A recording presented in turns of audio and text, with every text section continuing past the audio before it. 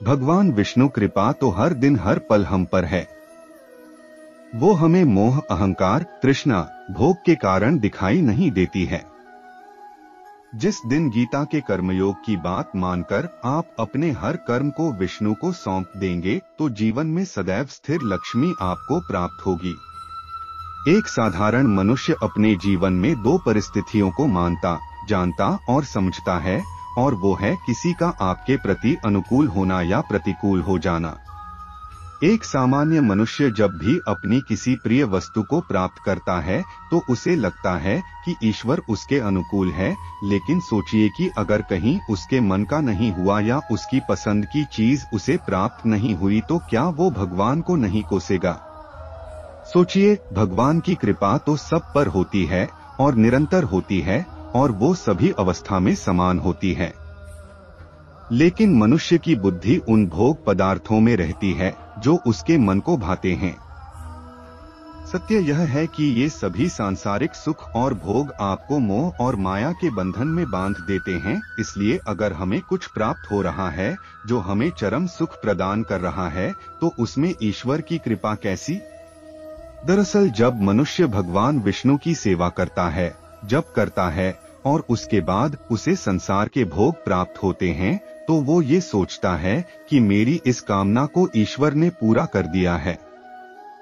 वह अक्सर उस सुख और भोग को विष्णु कृपा मानता है जो दिन ब दिन उसे मोह और माया में खींच रहे हैं। इसी का उल्टा होने पर वह यह भी कहता हुआ आपको मिल जाएगा कि ईश्वर होते तो मेरा यह काम क्यों रुकता? ईश्वर होते तो क्या मेरी पूजा का फल मुझे नहीं देते? मैंने उस कामना से जो यज्ञ किया वो मुझे प्राप्त नहीं हुई।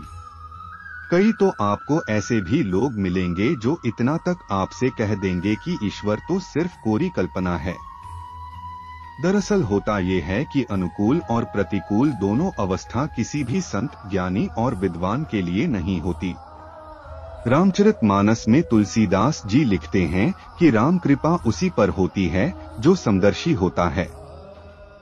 समदर्शी इच्छा कछु नाही, हर्ष शोक भय नहीं मन माही।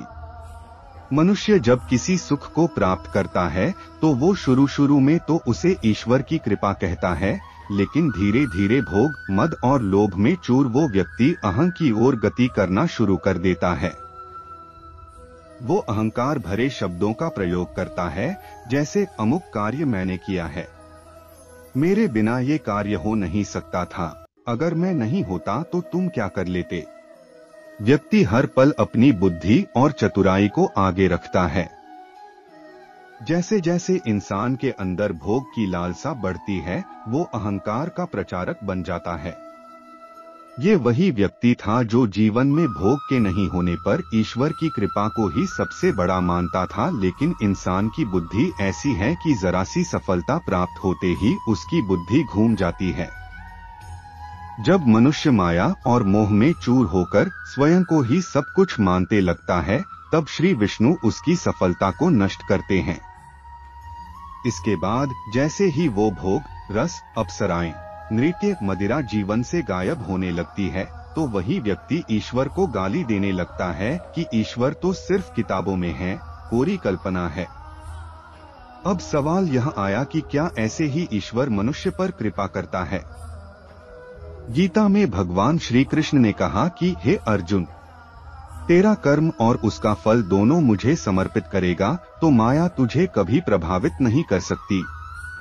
लेकिन मनुष्य भोग में डूबकर कर्ता भी खुद बन जाता है और कर्म का फल जो प्राप्त होता है वह भी खुद की ही सफलता मानने लगता है, और जब मनुष्य ये करता है तो उसे रोकना बड़ा जरूरी हो जाता है। बलि को पाताल क्यों भेजा? उसकी क्या गलती थी? अक्सर लोग ऐसा सवाल पूछते हैं कि विष्णु को ऐसा क्यों करने की जरूरत पड़ी? अगर बलि का सब कुछ छीन लिया गया तो उसे विष्णु की कृपा कहा जा सकता है? इसका उत्तर खुद भागवत पुराण में भक्त प्रहलाद देते हैं। वे विष्णु की स्तुति करते हुए कहते हैं कि हे प्रभु, अच्छा किया ये सारा राज्य आपने छीन लिया। क्योंकि बलि शक्ति के मद में आकर यह भूल गया था कि ये तो सब आपकी कृपा से ही उसे प्राप्त हुआ है। लक्ष्मी के मद में चूर होकर यह स्वयं को ही कर्ता मान बैठा था और अच्छा किया कफ वो लक्ष्मी आपने इससे छीन ली। दरअसल अगर मनुष्य अपने हर कर्म को और उसके फल को विष्णु को समर्पित करें तो विष्णु को ये सब करने की कोई जरूरत नहीं पड़ती और ऐसा व्यक्ति हमेशा स्थिर लक्ष्मी का सुख भोगता है। लेकिन मनुष्य तो सुख आने पर कुछ भी बकने लगता है। बंधु बांधव स्त्रियां उसे प्रिय लगने लगते हैं। एक समय ऐसा भी आता है जब वो उन भोग के साधनों को ही सत्य मान लेता है। ऐसी अवस्था में अपने भक्त का कल्याण करने के लिए श्री विष्णु उसका सब कुछ छीनते हैं। सब कुछ छीन जाने पर वो समझता है कि जिन मित्रों को, स्त्रियों को, जिन भोग के साधनों को मैं सत्य मान बैठा था वो तो धन और पद के खत्म होते ही चले गए। स्त्री प्रेम से नहीं मेरे धन के कारण थी, मित्र मेरे स्नेह के कारण नहीं बल्कि लोभ के कारण थे, और ऐसा भान होने पर वो पुनः शुद्ध होकर ईश्वर में तल्लीन होता है। भागवत के एक प्रसंग में गजराज मोक्ष की कथा है। उस गजराज ने तब तक विष्णु जी को नहीं पुकारा जब तक कि उसके सारे विकल्प खत्म नहीं हुए। उसके परिवारजन, मित्र, सगे संबंधी, स्त्रियां कोई उसकी मदद करने नहीं आया। तब जाकर उसने पूर्ण आत्मा से विष्णु जी को पुकारा और बादलों को चीरते हुए श्री विष्णु प्रकट हुए।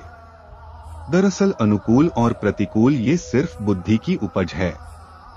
विष्णु कृपा तो हर दिन हर पल हम पर है। वो हमें मोह, अहंकार, तृष्णा, भोग के कारण दिखाई नहीं देती है। जिस दिन गीता के कर्मयोग की बात मानकर आप अपने हर कर्म को विष्णु को सौंप देंगे तो जीवन में सदैव स्थिर लक्ष्मी आपको प्राप्त होगी।